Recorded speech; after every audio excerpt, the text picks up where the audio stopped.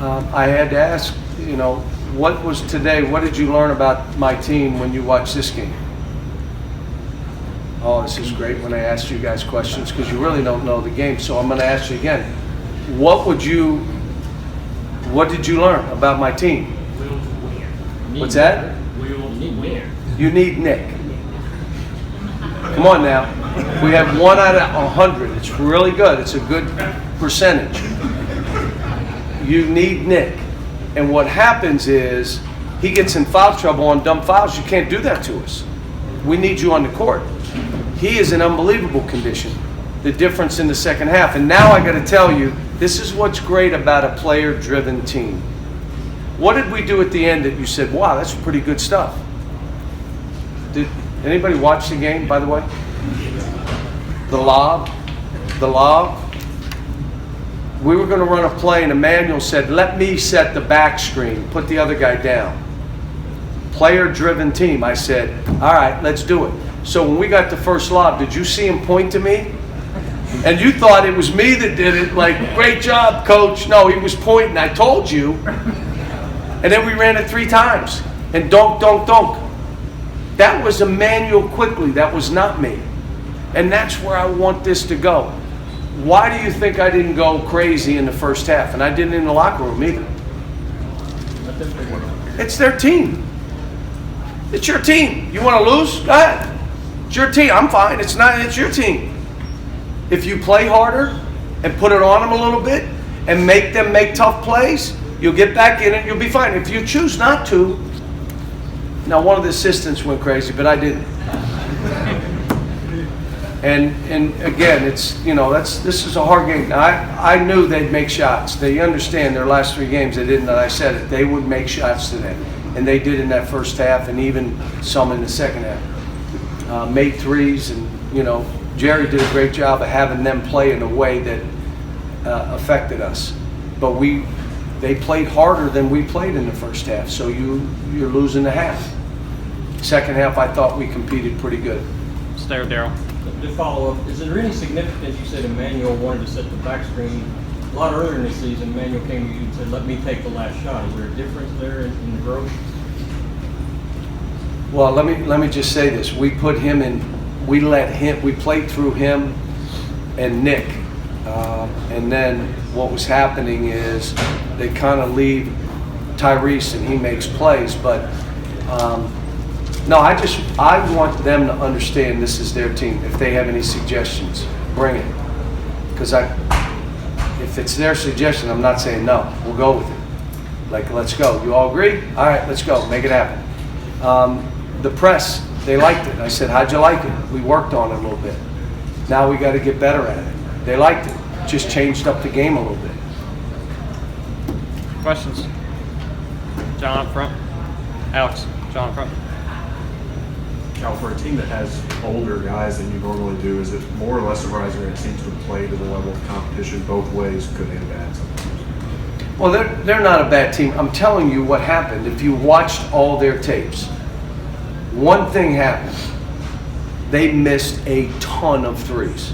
They were shooting 15% from the three-point line the last 5 games. Well, guess what? You're not going to win that. Everything else they did, the way they defended, the way they played, the stuff they ran, just missed shots. Did they miss them today? Does that surprise you? No. They're going to make them against us. Teams that they had, it's just what happens, and I expected it. But it's one of the things, one of the staff was mad at halftime. I said, look, they're not machines. They're going to have games like this. We got to figure out how we get through the game. Kyle, they weren't great. Kyle, you've kind of made no secret of leaning on Tyrese because you know you're going to get down the stretch, and you talked about I'm going to keep going at him. If we lose this, we'll deal with it. But how have you managed with him in particular? Well, it's been harder on him because, look, things that I've done in the past, I'll go to, but sometimes they don't work, and I got to get away. So at Texas A&M, I did. I just said, we're going at you, and if you want to win the game, you will, and if we lose it, I'm fine. So he went turnover, missed shot, turnover, gave up a 3, and I said, you know what, let's win this game. And I went away from him. But now I don't want to cop out. I don't want you to make an excuse. I want you to say, all right, I'm not right now. I used to get on Carl Towns, and if I said to the team, who do I get on harder than anybody? They would point to Carl. You ready? And Carl would go like this. 2 days ago, I said, who am I getting on harder than anybody right now? They said Tyrese. And they all pointed to Tyrese. And you know what he did? Kids are all different. But I do know this. If a guy that cares about you, that loves you, is doing everything he can to help you for your future and what you're doing, you personally, and you can't take the coaching or the aggressiveness, you're probably not ready. The guy that loves you, that's going to do whatever he can to help you, will put you in great position, is going to, and that one bothers you, you're not ready. But I think today was a big step. Now, I'm going to say it again. He finished first. Here's the other thing he did.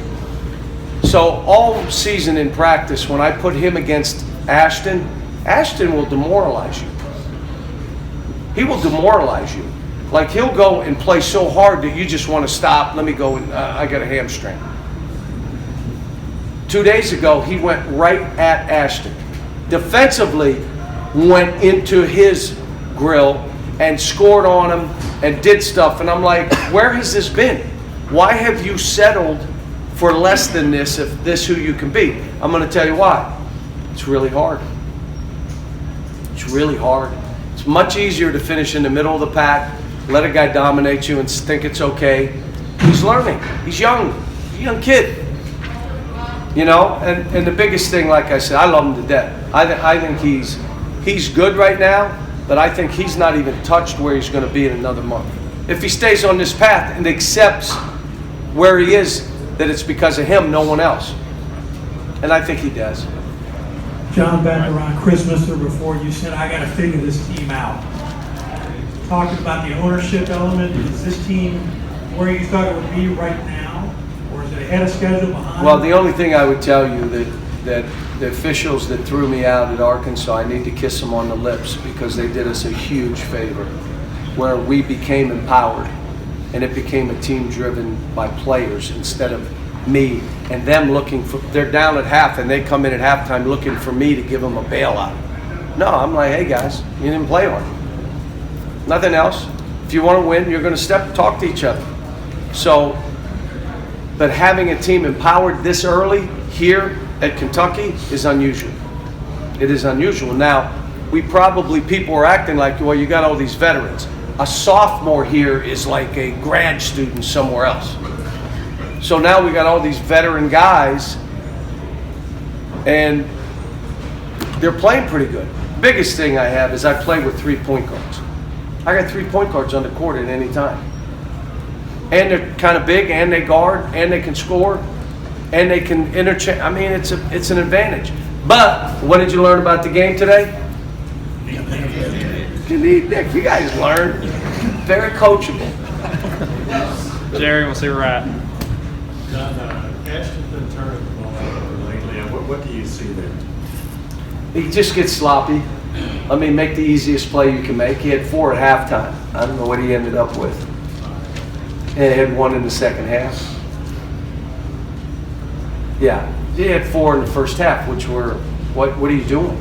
Like the pass he threw long, he could have thrown it to Emmanuel, who could have thrown it up the court, and he just threw it into the guy's arms. What are you doing? But let me tell you, it's hard when a kid fights like he fights and plays as hard as he plays and pressures and does this. It's hard to, you know, like I got to call him over and say, come on, I know you're playing hard, but I'm trying to promote him as the best point guard in the country because I really believe it. Can't have 5 turnovers though. Have 2. Have 2. Anything else, guys? All right, thank you.